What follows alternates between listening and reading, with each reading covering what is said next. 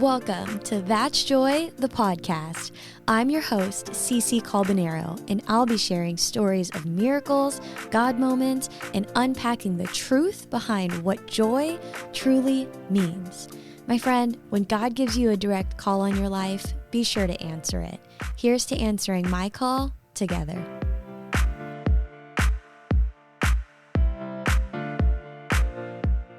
Hello, and welcome back to another episode of That's Joy, the podcast. Friends, I'm so grateful you're here. Thank you for clicking play. I know I say thank you a lot, but my goodness, I don't know if I'll ever say it enough.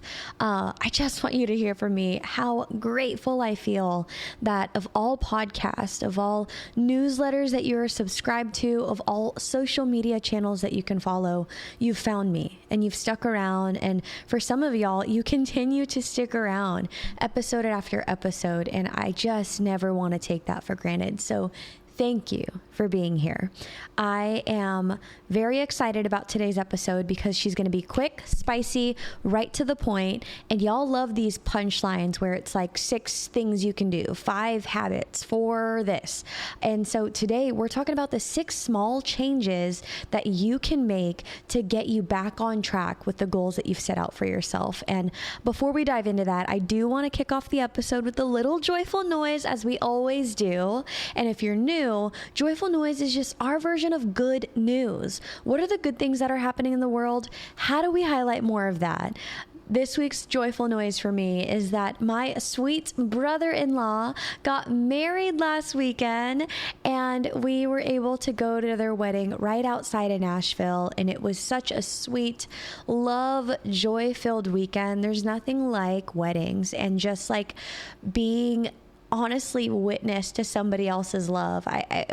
I just love seeing it on social media. I love the wedding reels. I love a speech that I find on TikTok from vows or from maid of honors. I just love so much. And so if Caitlin, you're listening to this, David, probably not, but maybe he is. Anyone who attended the wedding, shout out to y'all. But I am so happy for the now Mr. and newest Mrs. Lutz. Outside of that, though, I do want to dive in this week.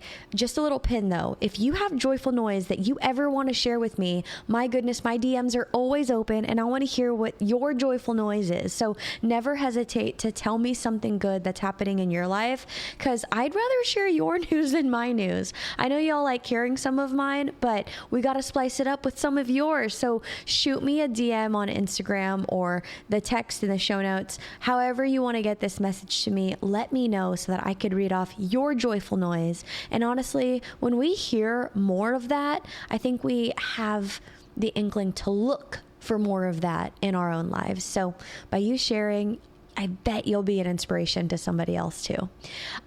Let's go ahead and dive into the 6 small changes that you are going to do starting today. If you're listening to this, it's midday already, it's the afternoon or evening already, then when you wake up after you listen to this episode, will you just pinky promise me that you are going to try your best to make these things happen? And here's the caveat. You aren't going to do these things perfectly. My mission in telling you this is that I don't expect you to run and do all 6 perfectly.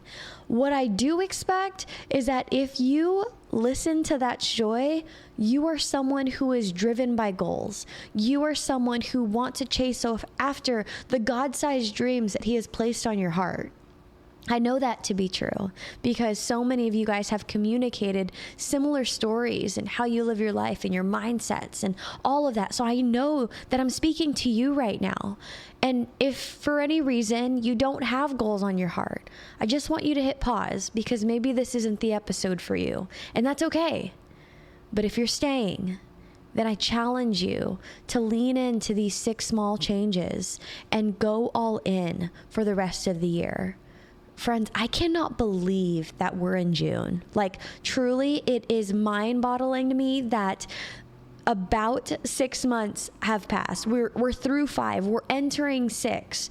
That is just beyond to me. I feel like Jonathan and I just moved into this beautiful space like a month ago, not 6 months ago at all. And I just keep thinking about how like halftime, really.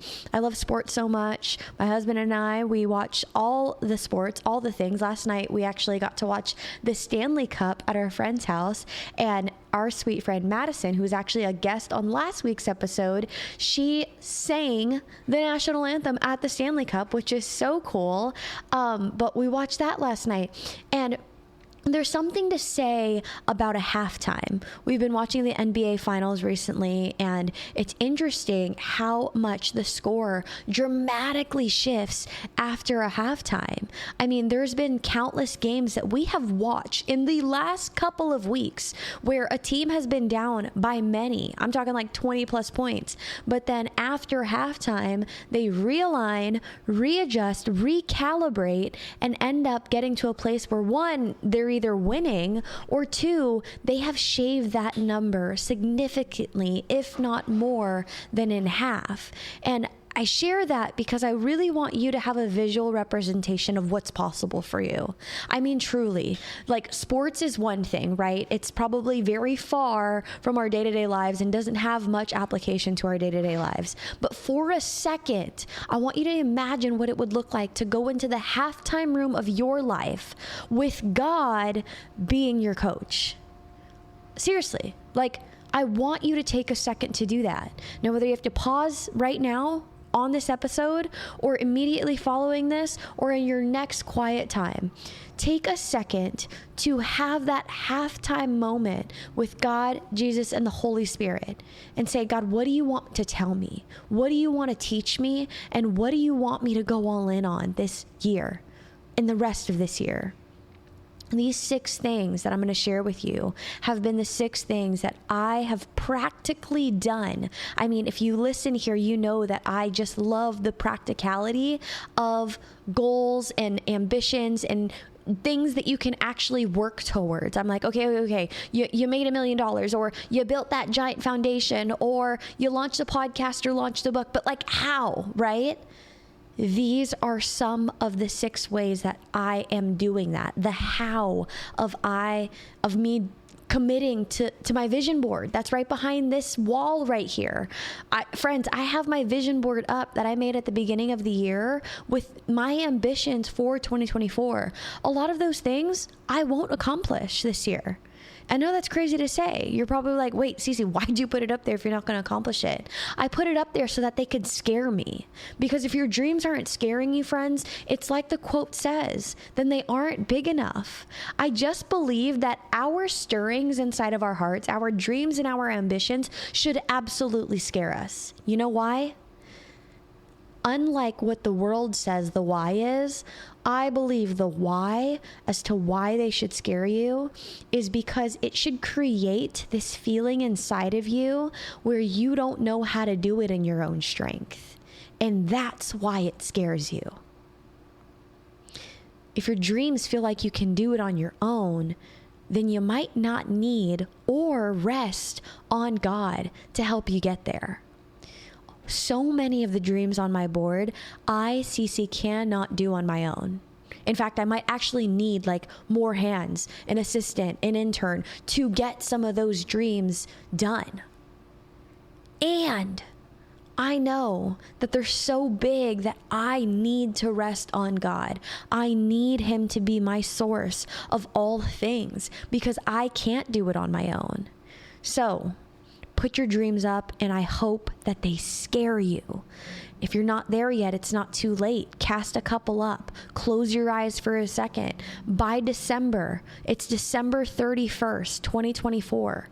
What will you have wished you would have done? Now open your eyes and put that on your vision board. and do these next 6 things. Number 1, read your Bible and get into quiet time. I know a lot of you are not surprised by this, right? But here's the thing. We know it, but I think so often we forget to have that halftime check-in where we're getting coached by someone who says, hey, you haven't been dribbling correctly. Hey, you didn't play out that play like we had originally planned. We need that, friends, because we are just fallen and broken in so many ways. We need our heart fixed, we need our minds fixed, and we need our souls fixed with God.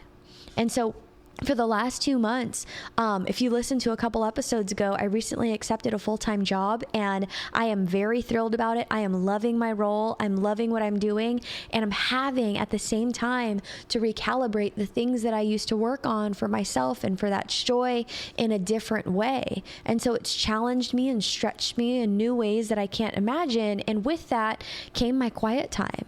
It came those mornings and me traveling so much. It came with my quiet time. I didn't get to spend as much time. I wasn't reading nearly as much. And I know that my relationship with God is unique to me, right? I think that we forget that too, that we actually have a relationship with the Father, with the creator of the universe. How cool is that? We get a relationship with him. And just like every human relationship, we go through ebbs and flows where sometimes, think about your best friend.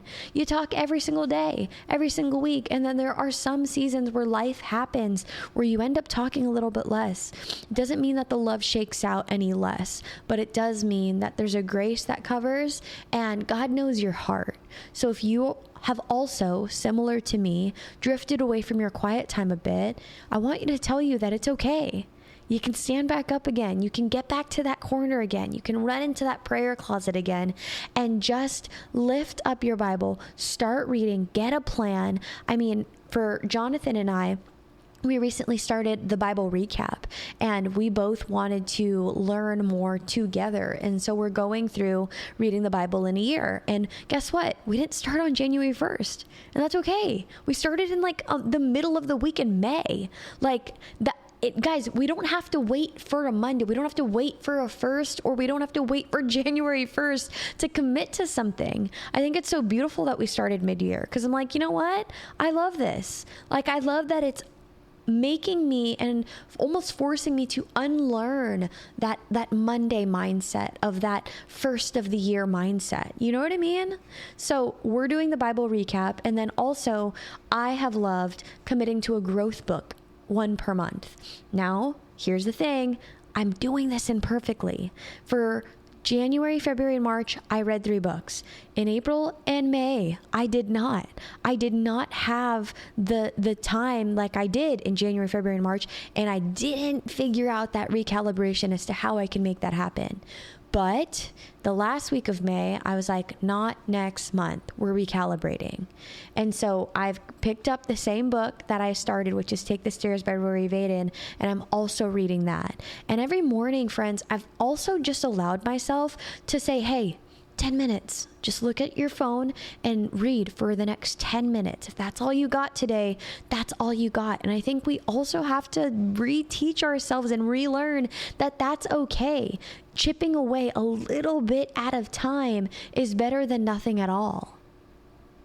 I'm going to say that again because somebody needed to hear it.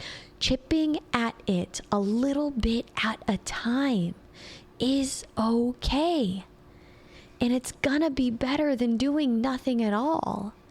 And so that is the first thing of my morning and of my day. The next is my coach and mentor, Jessica Jansen, whose podcast episode is going to be releasing very soon. I'm so excited to share my interview with her with you guys. But the other day we were on a coaching call, and I was like, man, I feel like I've let go of this one particular dream that I said so loudly in January that was at the forefront of my 2024. And she's like, okay, what does it look like if you just work on it 15 to 20 minutes, and not even every day, but 3 times a week? And I was like, wow. That's crazy. I can do that. I can do that. And so I did that, and I'm starting to do that. And that started last week, and it's something that I'm implementing right now. And it is so much more doable. I'm not trying to find spaces of 1 to 2 hour blocks throughout my week where I'm able to work on this passion project of mine. Instead, I'm chipping at it a little bit at a time, knowing that it's better than doing nothing at all. And that has helped me tremendously. So the second thing is that I want you to think about when you closed your eyes and saw yourself December 31st, what did you imagine? Now, block out, whether it's at the start of the day, at your lunch break, right after work, or right before you go to bed, 15 to 20 minutes. That's it. Just about 3 times a week. That's it. Put it in your calendar if you have to, and work on that thing. The third thing that I want you to do, that's going to be a small change to help you get you back on track to your goals, is plan out your meals. I know you weren't expecting that, but if you follow me on social, you might have been, because I constantly am sharing my fitness and my food, because friends, they correlate more than I can say in every other aspect of your life. If you are not fueling good, you are not feeling good. I don't care who you are.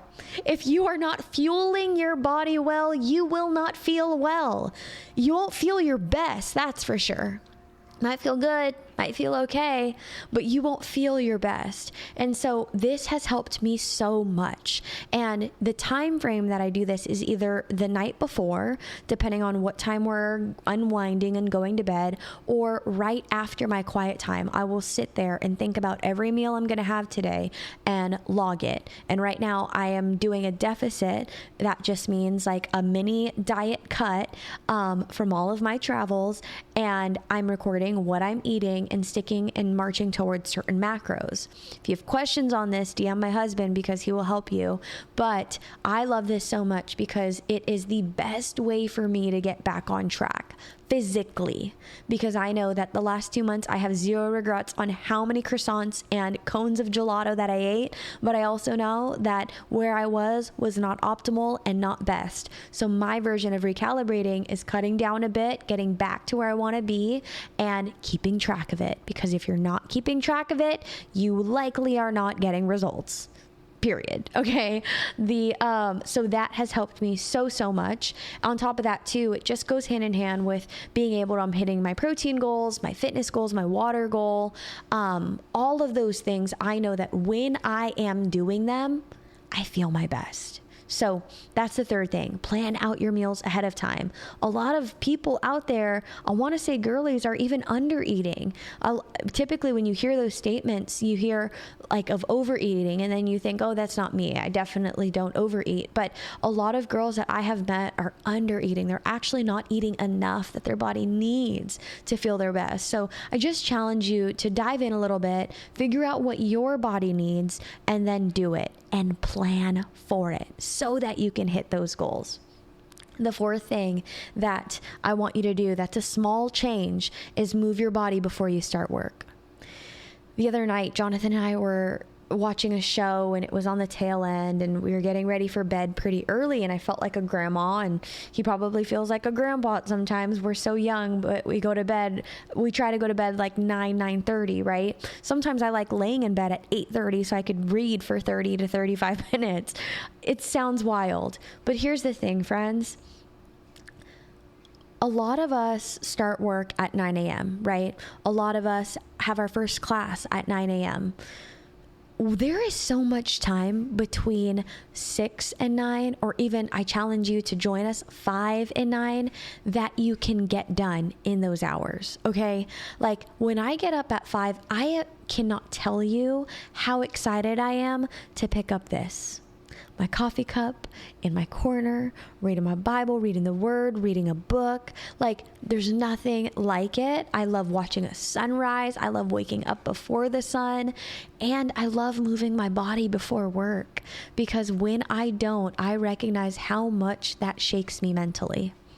and how much it staggers at me emotionally when I'm not moving my body. Friends, there are so many different accounts that will show you the benefits of moving your body and the endorphins and what it does for your energy levels and your health and your overall well-being when you're moving your body, especially before work. I mean, what it does for my mind, I feel like it's like a filter system. Like it filters my mind so that when it hits 9, I'm ready to lock in. Okay, so I challenge you to move your body before you start work. For me, I love a strength class, and I am most recently a ambassador, which is so exciting, of True Form Fitness. So in addition to my strength classes, I'm going to be infusing more Legree classes. So right now I have it set where I am going to strength classes 4 times a week and Legree 1 to 2 times a week. I love that so much because I'll hit arms, legs, Legree, arms, legs, Legree. Okay. And then on Sundays, I'll typically hop on the bike, go for a long walk or go for a run. But more specifically right now, Jonathan and I are doing a mini challenge. If you are doing it with us, shout out to you. So proud of you. We're a knit group, but we're committed to a mile a day. 1 mile every day for 60 days. I think we're on day 20. I did miss 2 days out of the 20. The goal is not perfection. Again, it is never perfection. It is just progression. And so it's that progress, that falling forward that I always talk about that I'm committed to. And I know that this goal of the mile a day, it feels so much easier for me because I want to be a runner, and it is actually a goal of mine in 2024 to run a half marathon. My sister-in-law and I are looking at dates in October, so I'll let you guys know when it's officially done, but I'm saying it out loud here. But I want to start training for that. I am far from where I need to be to run 13 consecutive miles, but by doing a mile a day over the course of just 20 days, I've already noticed how much I'm getting better at it. And so I'm so grateful because this will land us to mid-July, and mid-July is actually when I should start formally training for like that 12-week out period. So it's just going to help me so much. But anyways, if all that sounds crazy to you and you're like, Cece, I don't even work out 30 minutes a day a week right now.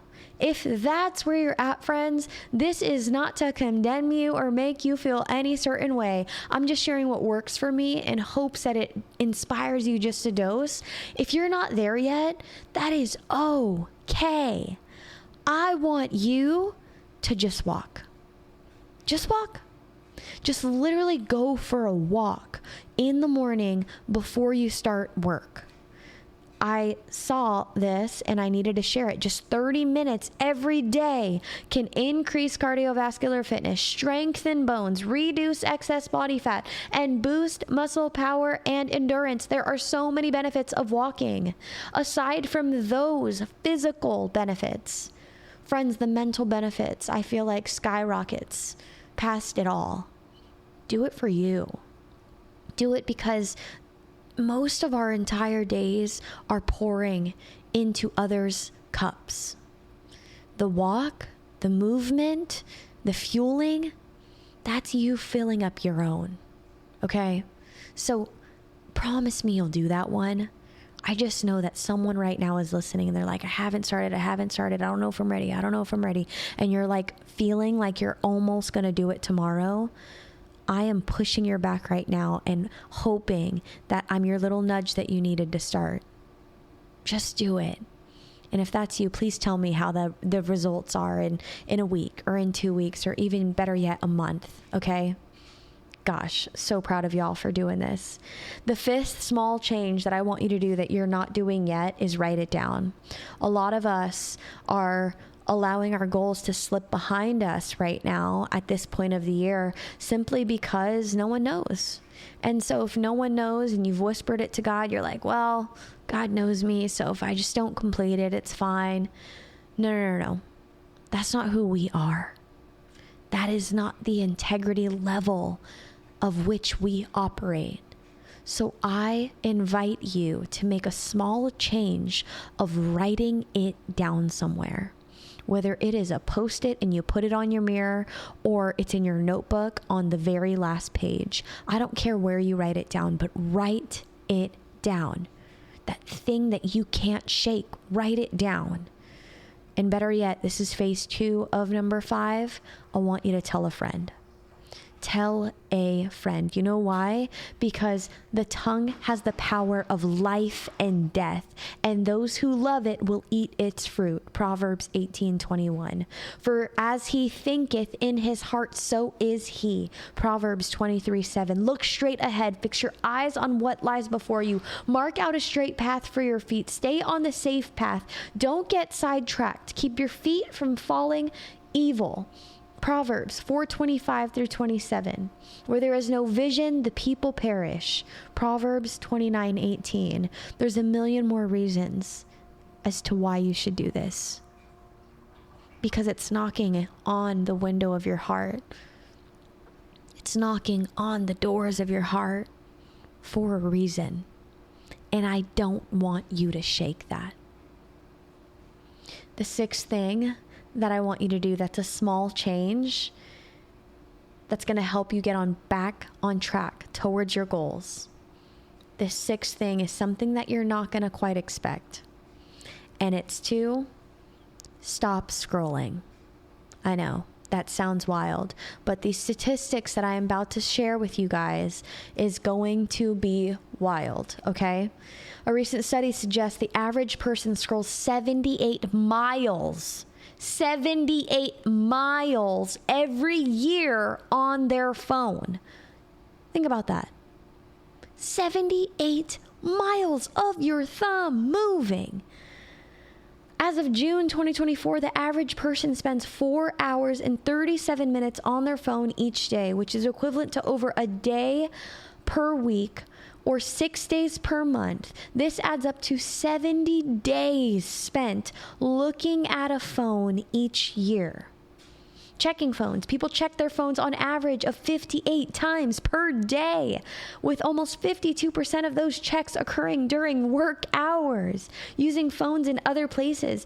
59% of people look at their phones while in the bathroom, and 27% text while at stoplights. Sleeping with phones. 60% of people say they sleep with their phones. Checking within 10 minutes of waking up. 89% of people check their phones within the first 10 minutes of waking up. Friends, raise your hand if you fall in any of these categories. Hello, me, also me, also the girl who's recording this podcast, me. I have fallen in these categories, and I am not proud of that at all. And I know that I can take back more of my time, the time that God has given me to steward well, and do it a touch better. Just do it a touch better. Friends, we have the time. How many times have you caught yourself saying, I don't have time? The next time you say, I don't have time, I want you to remember those stats. And ask yourself, how much time are you spending in areas that you actually don't need to be, right? We've become a generation that's consuming more than creating, that's working and looking more than we're working. And we've had to get more discipline.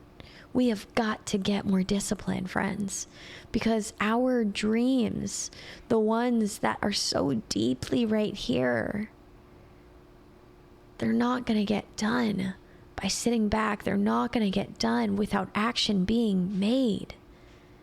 So make these 6 small changes with me, and let's do it together. I'm right here beside you. I'm not in front of you. I'm not ahead of you. I'm locking arms beside you to do this with you. And guess what? We're going to do it imperfectly. We are going to fall forward. Heck, some of us are going to hit our face on the floor forward. And then we're going to stand back up because we get to.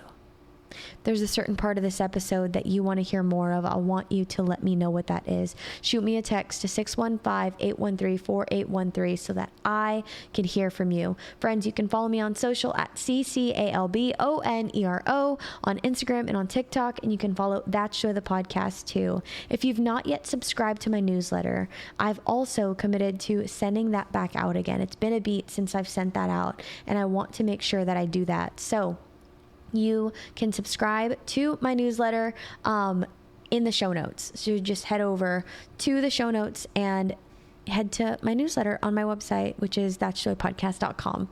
If you've not yet taken the time to subscribe, rate, or leave a review for That's Joy, it'd mean the world if you went to go do that too. Friends, I'll never leave an episode without saying, if you have even the smallest desire to meet the creator of the universe, or if you've already been set free, but you've already been saved, but you're not really free, I want to invite you to sit at the table of plenty with me and so many others. I'm telling you, there's abundance here. There's overflow here. And oh, there's so much joy here. I'm here to tell you that God is for you. All you have to do is invite him into your heart right now. He's waiting for you. He wants to meet with you. And friend, I'm so proud of you. If you just made this decision, I'd love to know you. Shoot me a text to that number in the show notes so I could pray for you. I love you. God loves you. And until next time, I'll talk to y'all next time. Thank you so, so much for being here.